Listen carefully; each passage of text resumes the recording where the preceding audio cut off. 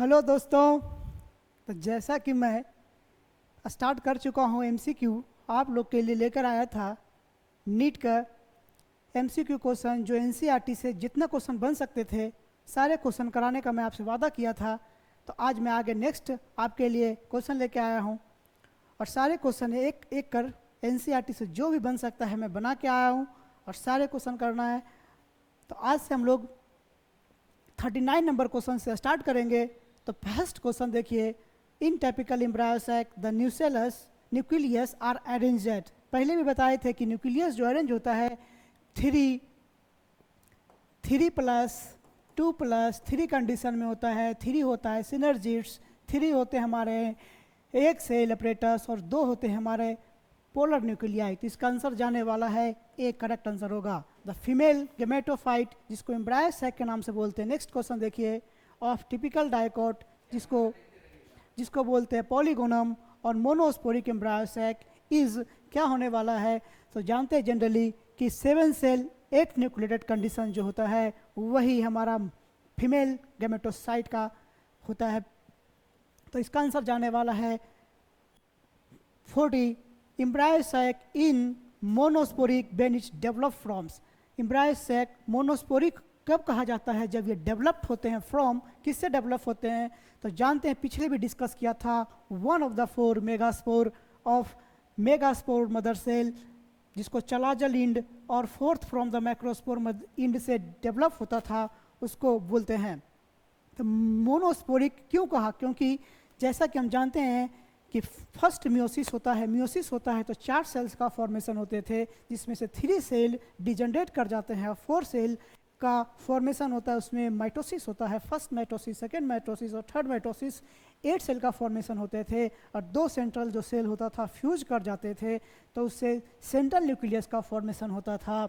तो most common type होता है वो मोनोस्पोरिक होता है क्योंकि वो one of the 4 megaspore of megaspore mother cell से ही फॉर्मेशन हुआ है। आगे क्वेश्चन देखेंगे 42 में, egg apparatus of an embryo sac consist of. Egg apparatus जैसा कि जानते थे 3+2+3 कंडीशन में रहता है जिसमें से फर्स्ट जो था वो सिनर्जिट सेल कहला रहे थे। ये थर्ड जो तीसरा था वो हमारा था एग अपरेटस और 2 सेंट्रल न्यूक्लियाई थे। तो एग अपरेटस किस किस चीज़ से मिलकर बना होता है? तो एग अपरेटस जो बने होते हैं वो 1OS4 जिसको एक के नाम से बोलते हैं +2 सिनर्जिट, इससे मिलकर बना होता है हमारा एग अपरेटस। आगे क्वेश्चन हम लोग क्या देखेंगे कि 43 नंबर में, largest cell in the embryo sac.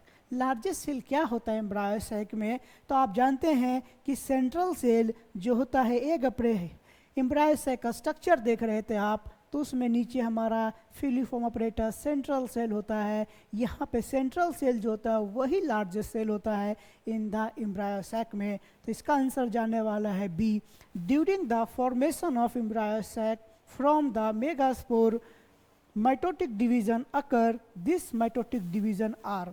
अगर एम्ब्रायो सैक का फॉर्मेशन होता है, माइटोसिस होता है, वो कैसे होते हैं? 100% फ्री न्यूक्लियर टाइप के माइटोसिस होते हैं, स्ट्रिक्टली फ्री न्यूक्लियर होते हैं। तो 44 का आंसर जाने वाला है क्या? आपका ए आंसर जाएगा। आगे क्वेश्चन देखिए 45 में। तो 45 में क्या देख सकते हैं, which of the following is a statement is false about the filiform apparatus.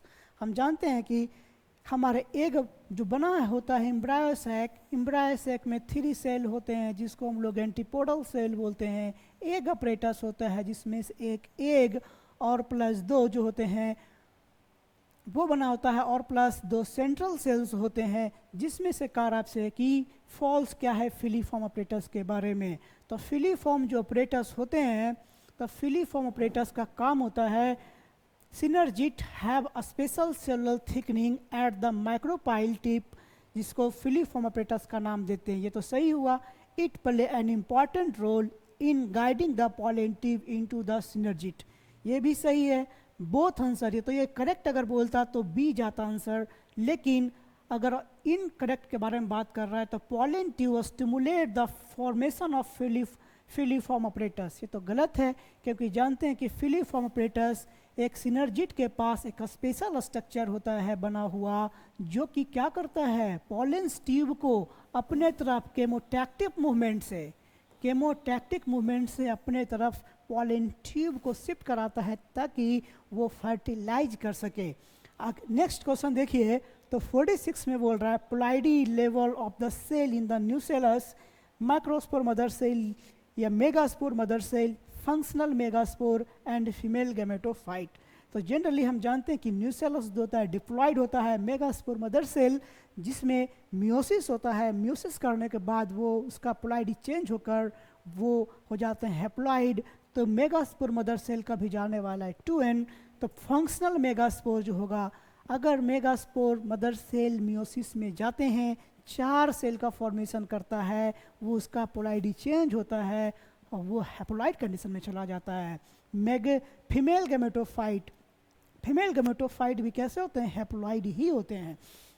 तो नेक्स्ट क्वेश्चन पे आइए आप, 47 पे, the term pollination signifies, pollinations का मतलब क्या होता है ये पूछ रहा है। तो जनरली आप जानते हैं कि transfer of pollen grain from anther to stigma is called pollination. बहुत सिंपल डेफिनेशन है ये। ऑटोगेमी क्या होता है बाबू, हम जानते हैं कि पॉलिनेशन डिफरेंट मैकेनिज्म से पॉलिनेशन होता है। पहले बोले थे कि ग्वाइटनोगेमी, ऑटोगेमी, जेनोगेमी, डिफरेंट टाइप के पॉलिनेशंस होते हैं। तो ऑटोगेमी लग रहा है नाम से, ऑटो मतलब सेल्फ और गैमस, ऑटोगेमी मतलब सेल्फ से पॉलिनेशन कर रहा है। Transfer of pollen grain from anther to stigma of same flower पर कर रहा है, इसीलिए इसका नाम ऑटोगैमी नाम रखा गया। अगर सेम फ्लावर, अगर प्लांट अगर सेम होता और दो डिफरेंट फ्लावर्स के बीच पॉलिनेशन होता है, तो उसका आप बताएंगे कि क्या बोलते हैं, जिससे इसका नाम था ग्वाइटनोगैमी बोलते थे। तो नेक्स्ट क्वेश्चन पर आइए 49 में, कि contrivances of for the self pollination और ऑटोगेमी इज, कंट्रीवेंसेस क्या है सेल्फ पॉलिनेशन का, तो होमोगेमस होना चाहिए, हाँ होमोगेमस होने चाहिए। बाइसेक्सुअलिटी होनी चाहिए, हाँ बाइसेक्सुअलिटी होनी चाहिए। क्लिस्टोगेमस, फ्लावर का 2 टाइप होता है, क्लिस्टोगेमस और क्याज्मोगेमस। तो क्लिस्टोगेमस अगर होंगे तो भी सेल्फ पॉलिनेशन का पॉसिबिलिटी बहुत ज़्यादा होगा। तो इसका आंसर जाने वाला है आपका डी। 50 पर क्वेश्चन आइए कि cleistogamous flower produce assure seed set even in the absence of pollination. कह रहा है कि क्लिस्टोगेमस जो फ्लावर्स होते हैं, जानते हैं कि फ्लावर का 2 टाइप है, क्लिस्टोगेमस मतलब हमेशा क्लोज रहने वाला फ्लावर, और एक कैज्मोगेमस जो कि खुला रहता है फ्लावर।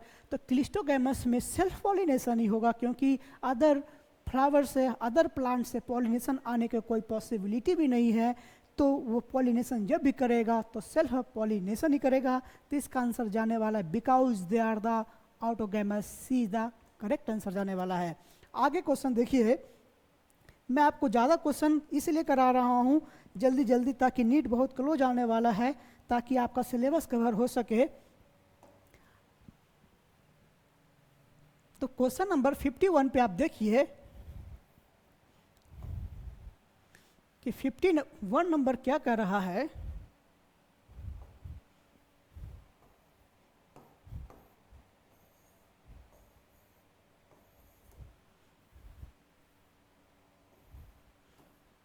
फिफ्टी 51 नंबर पर आ जाएंगे तो हम देखेंगे which of the flowing part plant produce chasmogamous and cleistogamous flower. जैसा कि अभी हम डिस्कस कर रहे थे कि 2 टाइप के फ्लावर जनरली देखने को मिलता है आपके सिलेबस में, क्लिस्टोगेमस और कैज्मोगेमस। तो वो किस में, तो आपके एनसीईआरटी में क्लियर लिखा है कि वायलोरा, जिसको कॉमन पंसी के नाम से बोलते हैं, ऑक्जेलिस और कॉमेलिना, ये तीनों जो एग्जाम्पल हैं इसी दोनों के एग्जाम्पल में बिलोंग करने वाला है। तो इसका करेक्ट आंसर जाने वाला आपका D. Which of the flowing devices is not used by plant to prevent autogamous? Autogamy को कौन प्रिवेंट करने वाला नहीं है? तो देखिए कि इट्स सेल्फ इनकम्पेटिबिलिटी। तो ये लग रहा है कि ऑटोगेमस ये तो शो करता ही है। प्रोडक्शन ऑफ यूनिसेक्सुअल फ्लावर होंगे तो ऑटोगेमस हो सकते हैं जब वो क्लिस्टोगेमी में रहेंगे, 2 डिफरेंट फ्लावर रहेंगे, लेकिन दोनों का सेक्सुअलिटी, इंडिविजुअलिटी अगर इन वो क्या होंगे, अलग अलग होंगे, एक मेल पार्ट होगा, फीमेल पार्ट होगा, और self pollination inside the flower कर सकते हैं। और देखिए हेट्रोस्टाइली, अगर स्टाइल अलग अलग होगा, दो डिफरेंट प्लांट में रहेंगे, तो दो डिफरेंट प्लांट में रहेंगे तो दोनों के बीच पॉसिबिलिटी क्या है, दोनों के बीच पॉसिबिलिटी है कि वो कभी भी ऑटोगैमी नहीं कर सकते हैं। जब भी करेंगे तो डिफरेंट फ्लावर से ही करेंगे। यूनिसेक्सुअल होने से भी उसके पॉसिबिलिटी है कि वो ऑटोगैमी ना हो, वो डिफरेंट फ्लावर के साथ करे। अगर सेम फ्लावर में रहता तो ऑटोगैमी होगा, लेकिन अगर यूनिसेक्सुअल हो गए, डिफरेंट डिफरेंट प्लांट होंगे, तो मैक्सिमम पॉसिबिलिटी है कि कभी भी वो ऑटोगैमी में ना जाए। तो तीसरा, अब फोर्थ ऑप्शन देखिए, production of cleistogamous flower. Cleistogamous flower अगर रहेंगे, क्लिस्टोगैमस फ्लावर, तो कभी भी इसके पास पॉसिबिलिटी नहीं है कि वो डिफरेंट फ्लावर के साथ जाए और सेल्फ पॉलिनेशन करे, क्योंकि सेम ही फ्लावर में प्रोडक्शन होना, सेम ही फ्लावर में वो प्रोड्यूस करेगा, और आगे चल के अपने लाइफ कंप्लीट करते करते तक वो एक ही फ्लावर के अंदर में उसका लाइफ कंप्लीट हो जाता है। तो कभी भी पॉसिबिलिटी नहीं है कि वो ऑटोगैमस करे। तो ये जो होगा वो प्रिवेंट करता है auto, not use to prevent the autogamous. तेरा आंसर जाने वाला आपका डी। तो subterranean cleistogamous and geophilous flower occur in कहाँ देखने को मिलता है, तो आप जानते हैं कि पहले सबटेरियन और क्लिस्टोगैमस फ्लावर कॉमिलीना में ही देखने को मिलते हैं। Cleistogamous is pollination in, cleistogamous किस में पॉलिनेशन देखने को मिलेगा, तो पहले बताए थे कि दो तरह के फ्लावर होते हैं, क्लिस्टोगैमस और क्याज्मोगैमस। तो क्याज्मोगैमस मतलब ओपेंड फ्लावर। अगर यही हमसे पूछता कि क्लिस्टोगैमस किस में होगा, तो बोलते कि क्लोज्ड फ्लावर। तो इसमें तो 55 का नंबर जाने वाला आपका आंसर डी, पॉलिनेशन अकर इन क्लोज्ड फ्लावर। देखिए वही क्वेश्चन आ गया कि पॉलिनेशन इन क्लोज्ड फ्लावर में क्लिस्टोगैमस देने वाले जाएगा। क्लिस्टोगैमस फ्लावर आर क्या होते हैं क्लिस्टोगैमस फ्लावर, तो बोले थे कि क्लिस्टोगैमस फ्लावर जो होते हैं हमेशा क्लोज्ड होते हैं, तो इसमें सेल्फ पॉलिनेशन ही आसानी से जाने वाला answer. Processes where by a perfect flower is pollinated its pollen is called.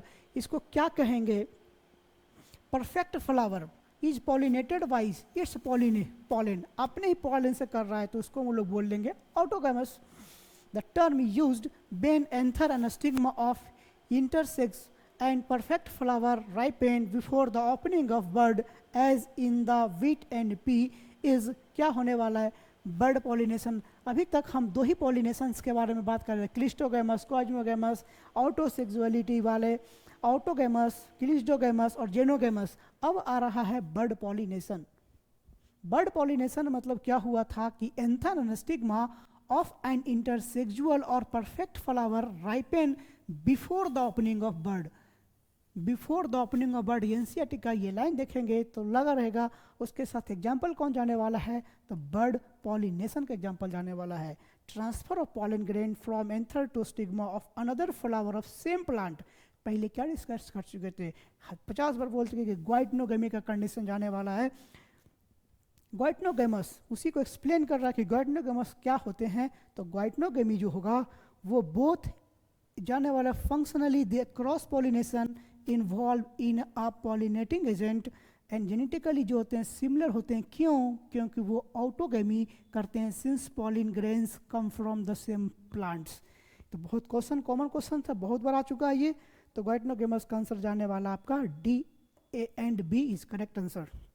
61 में आइए, which of the following is false about the xenogamy. Xenogamy के बारे में क्या जानते हैं, अभी तक बताए थे कि ऑटोगेमस, ग्वाइटनोगेमी और थर्ड जो होता है पॉलिनेशन का टाइप वो जेनोगेमी है। और जेनोगेमी बताए थे कि वो कैसे होने चाहिए, उसका जेनेटिकली जो होने चाहिए वो डिफरेंट होने चाहिए। तो जेनेटिकली क्या है, the transfer from pollen grain from anther to stigma another plant of the same species, they produce genetically variations. यही कह रहे हैं कि सेम प्लांट सेम स्पीसीज होना चाहिए, प्लांट तो डिफरेंट होगा लेकिन स्पीसीज अगर सेम होगा वो जेनेटिक वेरिएबिलिटी शो करेगा। और जेनेटिकली एंड इकोलॉजिकली जो होंगे वो कैसे होंगे, क्रॉस पॉलिनेशन शो करेगा। ग्वाइटनोगेमी भी क्रॉस पॉलिनेशन शो करता था लेकिन सेम प्लांट की दो डिफरेंट फ्लावर पर कर रहा था, इसीलिए वो हमारा जेनेटिकली तो सिमिलर था लेकिन इकोलॉजिकली और फंक्शनली वो कैसे थे, डिफरेंट थे, क्रॉस पॉलिनेशन था। लेकिन जेनोगेमी जो होगा वो जेनेटिकली भी हमारा डिफरेंट होगा, क्रॉस होगा, और इकोलॉजिकली भी क्रॉस पॉलिनेशन में आने वाला है। तो क्वेश्चन इसका आंसर क्या जाने वाला है? डी जाने वाला है, कि क्योंकि क्लिस्टोगैमस फ्लावर में कभी भी देखने को मिल सकता है। क्लिस्टोगैमस फ्लावर जो होते हैं हमेशा क्लोज्ड होते हैं। जब भी क्लिस्टोगैमस फ्लावर में देखने को मिलेगा वो हमारा सेल्फ पॉलिनेशन और ऑटोगेमी ही देखने को मिल सकता है। तो क्वेश्चन पर आगे बढ़ते जाएंगे हम लोग।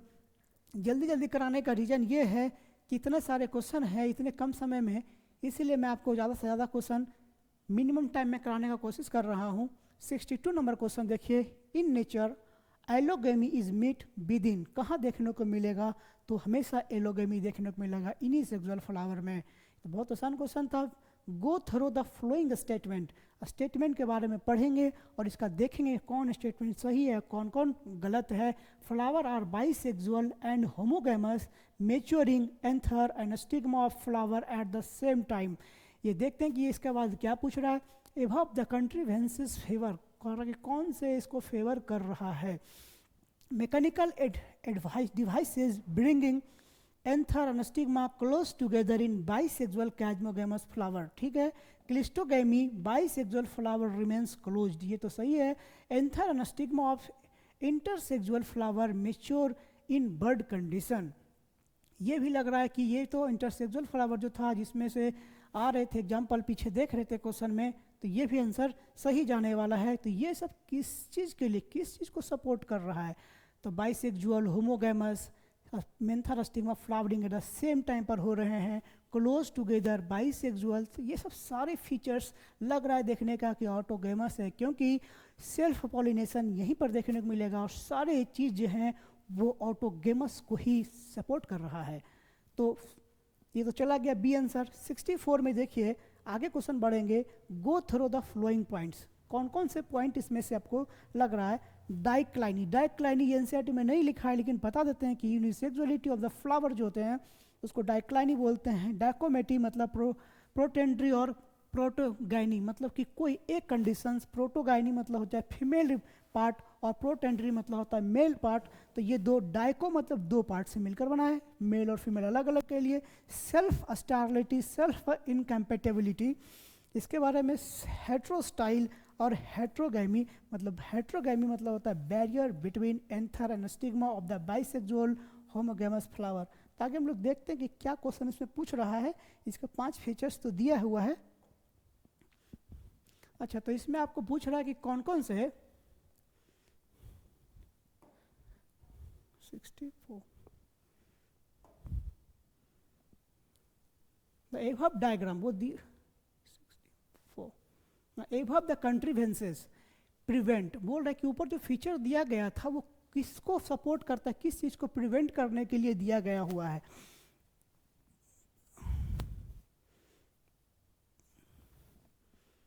तो 64 में अब देखिए कि डाइक्लाइनी सेक्सुअलिटी ऑफ फ्लावर मतलब कि दो डिफरेंट फ्लावर किस कंडीशन में होगा। तो जब भी होगा तो वहाँ पे जो प्रिवेंट करेगा, वो यूनिसेक्सुअल फ्लावर थे तो प्रिवेंट तो करेगा ऑटोगैमस को ना, तो ऑटोगैमस ही इसका करेक्ट आंसर जाने वाला है। और सारे फीचर्स देख सकते हैं पीछे में कि हेट्रोस्टाइली होना, सेल्फ स्टेरिलिटी, सेल्फ इनकम्प्लीटिलिटी, हेट्रोगैमी मतलब होता है कि बैरियर बन गया स्टिग्मा स्टाइल के बीच, स्टिग्मा मेल और फीमेल के पार्ट, तो वो किसको सपोर्ट करेगा, किसको प्रिवेंट करने वाला है? तो प्रिवेंट तो करने वाला है ऑटोगैमी को ही। 65 में जाएंगे आगे क्वेश्चन। एबव डायग्राम, एक डायग्राम दिखाया गया है आपको, डायग्राम इसका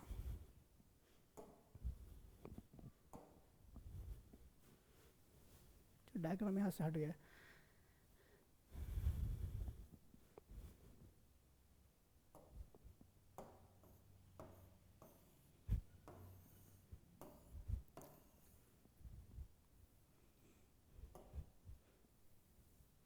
तो डायग्राम से आप देख सकते हैं यही आपका डायग्राम है। इस फिगर से भी इस डायग्राम को समझा जा सकता है कि ऑलोगैमी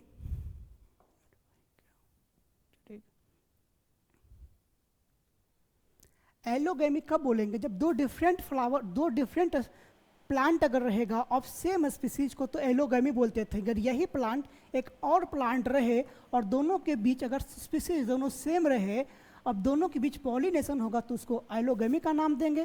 क्याज्मोगेमस मतलब होता है कि दो different flower of a same plant के बीच पॉलिनेशन होता है तो क्याज्मोगेमी बोलते हैं। क्लिस्टोगेमी मतलब कि जो एक फ्लावर है जो हमेशा कभी भी अपने लाइफ लॉन्ग वो कभी ओपन नहीं होने वाला है, हमेशा क्लोज रहने वाला है, तो उसमें पॉलिनेशन कैसे देखने में मिलता है, वो क्लिस्टोगैमस फ्लावर कहलाते हैं। तो फिगर नहीं दिया था, इसका एक्सप्लेन कर दिया कि क्या ऑलोगेमी, क्लिस्टोगेमी और क्याज्मोगेमी कब कब कहने वाले हैं। आगे क्वेश्चन पर आइए 66 पे। Given figure Commelina two type of flowers. हम जानते हैं कि जनरली कॉमेलिना, ऑक्सलिस और वो प्लांट्स थे जिसमें हमारा क्याज्मोगेमस और क्लिस्टोगेमस फ्लावरिंग देखने को मिलता था। तो कॉमेलिना दो टाइप के फ्लावर शो करता है अपना लाइफ में। कौन कौन से शो कर सकते हैं तो जानते हैं कि क्याज्मोगेमस इसमें ओपन फ्लावर भी रहता है और क्लिस्टोगेमस क्लोज फ्लावर भी रहता है। तो बोथ फ्लावर, तो इसमें हमारा ऑटोगेमस और इसमें क्या हो सकता है, इसमें ग्वाइटनोगेमी, ऑटोगेमी, ग्वाइटनोगेमी और इसमें जेनोगेमी भी देखने को मिल सकता है, क्योंकि ये सेम स्पीसीज के दो डिफरेंट प्लांट में भी पॉलिनेशन कर सकता है। Which of the following statement is correct. कौन सा स्टेटमेंट करेक्ट होने वाला है। Majority of plant use biotic agent for pollination. हम जानते हैं कि मेजॉरिटी प्लांट जो होते हैं वो बायोटिक पॉलिनेशन, वो एनिमल को यूज करके ही मैक्सिमम क्या करता है, पॉलिनेशन करता है। Pollination by wind is more common among the abiotic pollination. जैसे कि बायोटिक पॉलिनेशन में हमारा मेजॉरिटी प्लांट लिखा है इसीलिए गलत हो गया। अगर एनिमल से पूछता तो बोलते हम लोग बायोटिक है, अगर बोलता विंड से होने वाले वो एबायोटिक पॉलिनेशन करता है, ये भी हमारा पास मेजॉरिटी प्लांट, ठीक है, ये तो सही है। Pollination by water is quite rare in flowering plant. Maximum जो फ्लावरिंग प्लांट होते हैं वो बायोटिक एजेंट का यूज करके ही अपना पॉलिनेशन करते हैं। तो मेजॉरिटी प्लांट जो होते हैं वो बायोटिक एजेंट का यूज करते हैं, कुछ जो होते हैं विंड से करते हैं, वो एबायोटिक पॉलिनेशन करते हैं, और वाटर से बहुत कम ही फ्लावरिंग प्लांट पॉलिनेशन करता है। तो ये हमको चारों ऑप्शन लग रहा है वो करेक्ट आंसर है। Go through the following statement के बारे में पढ़ेंगे। Flower are small, they are often packed in florescence. हम जानते हैं कि फ्लावर स्मॉल होते हैं और वो किसमें पैक्ड होते हैं, पैक्ड इन द फ्लोरेसेंस में वो पैक रहता है। Flower are colourless, nectarless and odourless. ये तो गलत लग रहा है। Well exposed stamens, pollen grain produced in large number, light and non-sticky. ये भी लग रहा है कि सही है। Flower often have single ovule in each ovary. Stigma large होते हैं, ऑफन फीदरी होते हैं। एवब कंट्री वेंसेस, ये फेवर किसको कर रहा है, ये सब अगर फीचर दिया हुआ है कि फ्लावर छोटे हैं, they are packed in inflorescence में पैक हैं, वो कलरलेस हैं, नेक्टरलेस है, ऑर्डरलेस है, ये फीचर दिया गया है।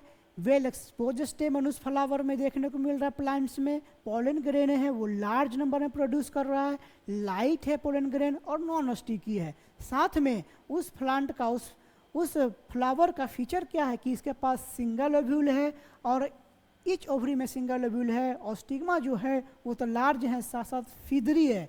तो इसका देखने से लग रहा है कि किस पॉलिनेशन को ये सपोर्ट कर रहा है, तो ये हमारा anemophily by the wind pollination. क्योंकि विंड पॉलिनेशन में कैसा होना चाहिए, नॉन स्टिकी होना चाहिए पोलन ग्रेन्स और फीदरी स्टिग्मा। इससे आप समझ सकते हैं जनरली कि नॉन स्टिकी अगर पोलन ग्रेन्स हैं, फीदरी स्टिग्मा का फीचर्स देखने को मिल रहा है, जनरली ऑर्डरलेस है, नेक्टरलेस है, कलरलेस है, तो वो किसको सपोर्ट करने वाला है, तो एनिमोफिलस को बाय द विंड से पॉलिनेशन को सपोर्ट करने वाला है।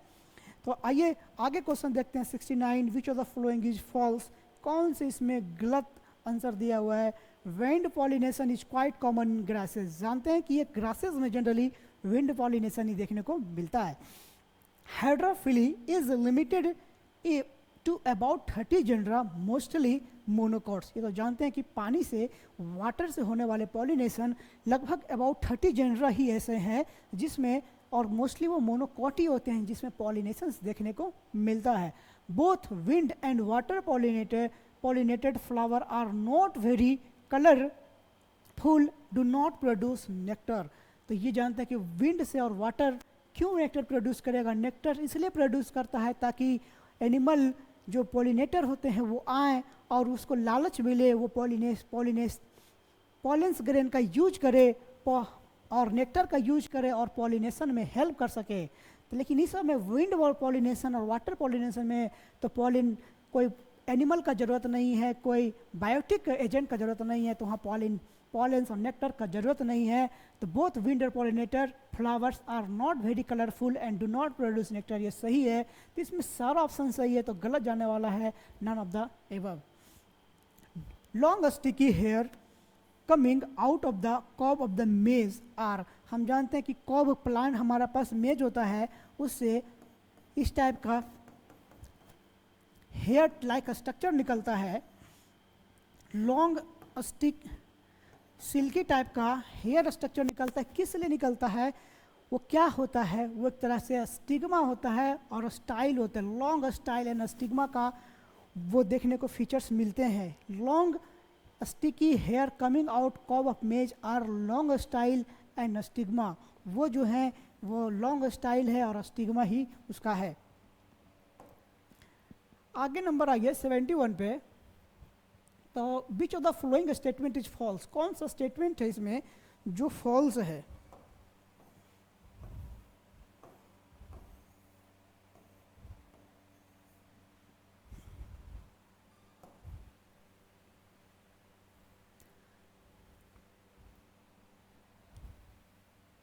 Which of the following statement is false, तो फॉल्स कौन है?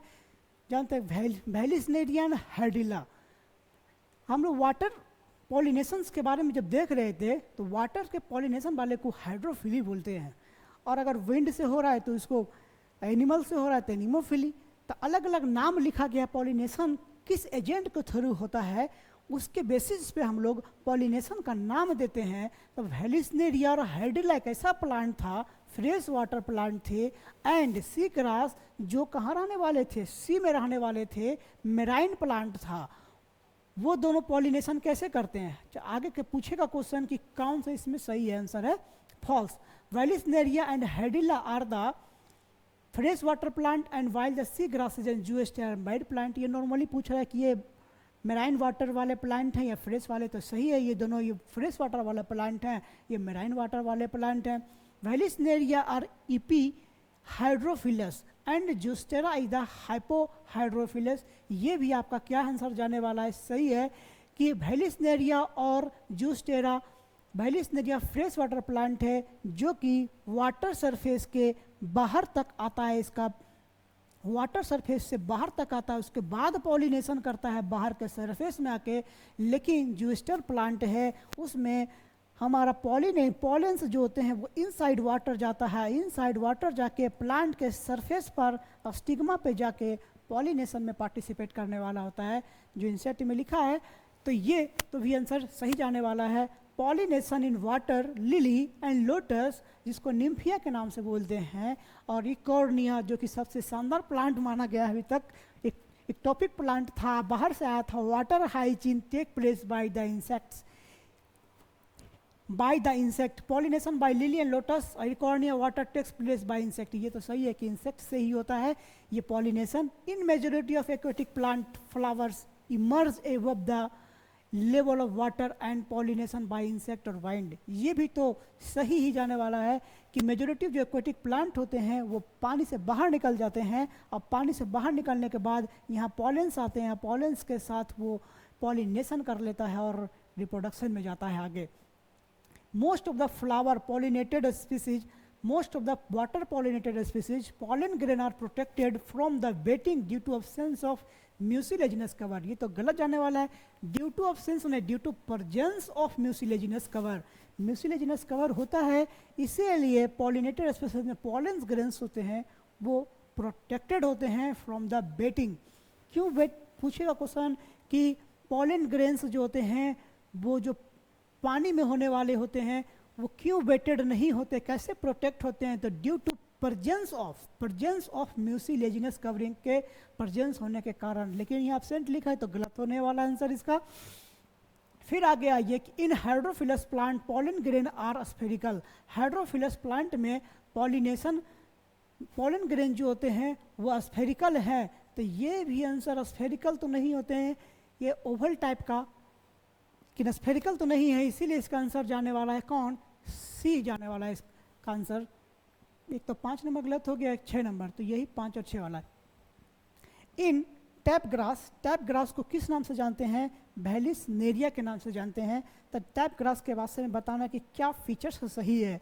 Female flower reaches the surface of water by long stalk and male flower pollen grains are released on to the surface. ये हमारा पास ये तो, और monoecious is found, pollen grain of flower are actively carried by the water current, all of the above is correct। तो 72 का answer जाने वाला है आपका।